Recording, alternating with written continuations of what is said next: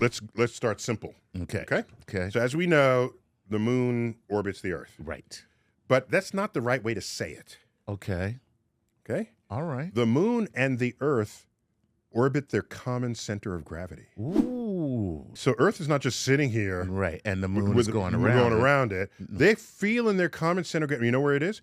It's 1,000 miles beneath Earth's surface, along a line between the center of the Earth and the center of the moon. Got you. So as the moon moves here, that center mass line shifts. Okay? Mm. So that means Earth is kind of jiggling like this as the moon goes around. Gotcha. That's their center of mass. All right. This is the two-body problem. It is perfectly solved using equations of gravity and mechanics. Makes sense. Perfectly solved. Yeah. Isaac Newton solved it. Okay. My boy. That's your man. So that worked. Then Isaac applied the equations to the Earth-Moon system going around the sun. Okay. Okay? That worked too. So in that system, let's ignore the moon for the moment. It's Earth going around the sun, another two-body system. Another two-body system. All right? But then he worried. He said, every time Earth comes around the back stretch and Jupiter's out there, right? Jupiter but tug on it a little bit. That's a lot of gravity. A little bit, tug on it Yeah. as we come around back the other side. What's up, Earth? All right. And then it comes around again, tugs on it again. What's up, Earth? Right. And, of course, everybody's moving in the same direction around the sun, so the Earth would have to go a little farther in its orbit to be aligned again with Jupiter, but it's going to tug on it. Right. Okay. He looked at all these little tugs, and he says, I'm worried that the solar system will go unstable. Right. Because if it keeps tugging on it, it keeps just pulling keep it away. pulling away. And the previously stable orbit would just decay into chaos. Okay. Okay. He was worried about this. Okay. You know what he said? But I know my stuff works, and it looks stable to me. Right. So clearly it is stable, even though it looks like maybe it wouldn't be stable. You know what he says? He said, every now and then God fixes things. This is the first hint that a third body is messing with you. Right. Okay? In some way that maybe is harder to understand. Mm-hmm. Fast forward 113 years. All right. We get to Laplace. He studied this problem. Right. Okay? And he developed, I don't think he invented, but he developed a new branch of calculus called perturbation theory. Aha. We have two bodies, the sun and the Earth in this case, and the third one, the tug is small, but it's repeating. Mm-hmm. It's not a big tug. Jupiter's not sitting right here. Right. It's way out there. Way out there. It's just a little tug. And so you can run the equations in such a way and realize that a two-body system that is tugged often by something small, that it all cancels out in the end. Gotcha. Okay? So when it's out here, the tug is a little bit that way, but now it's over here, and this tug is less. Right. All right? And then sometimes it's tugging you in this direction when that's the configuration. You add it all up, it all cancels out. And it just But cancels Newton out. could not have known that without this new branch of calculus. Okay. Okay? Perturbation theory. So that took care of that third body. Gotcha. Where solar system is basically stable, okay, for the foreseeable future in ways that Newton had not imagined, in ways that Newton required God. Right. Okay? Oh, by the way, just a quick aside, we're up to the year 1800. Do you know who summoned up these books to read them immediately?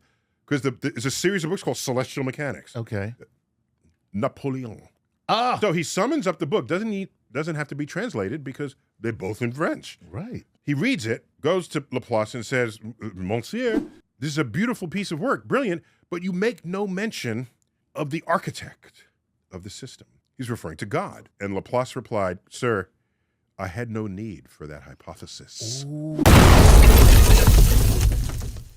So let's keep going. Go ahead. So now, let's say we have not just the planet and one of its moons, but let's say we have a star and another star, double star system. Right. Famously portrayed in what film?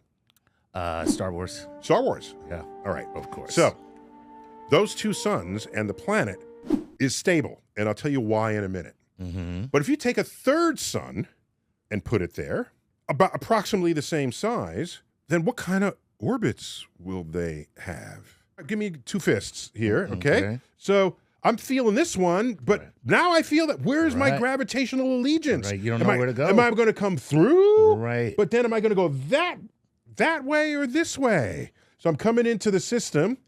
And do I go to you in orbit? But wait, you're still coming around here. Right. Now I feel this. And so it turns out the orbits of a three-body problem are mathematically chaotic. Yes.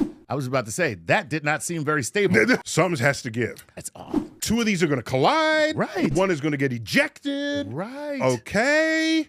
That is the classical three-body problem.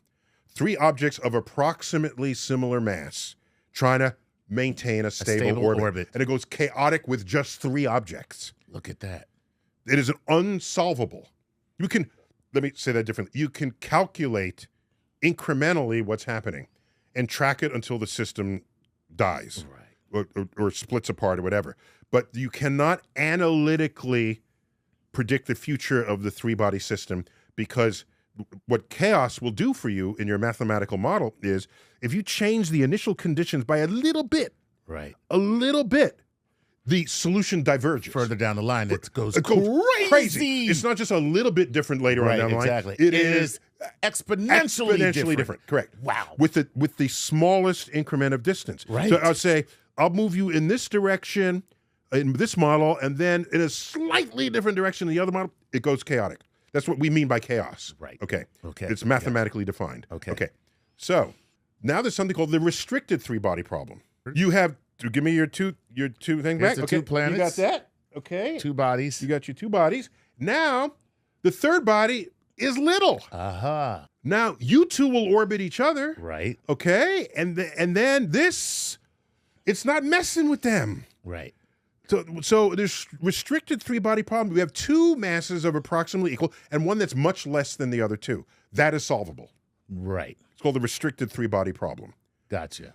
In the Star Wars case, that's the restricted three-body problem. Right, because you have the two stars and you have the little planet. The little planet. It's there no it big is. deal. And it's even better because the planet is so far away that it only really saw one merged gravity of the two stars. Right. Okay. You're far enough away. That difference is not really mattering to you. You maintain one stable orbit around them both. Around both stars. Both stars.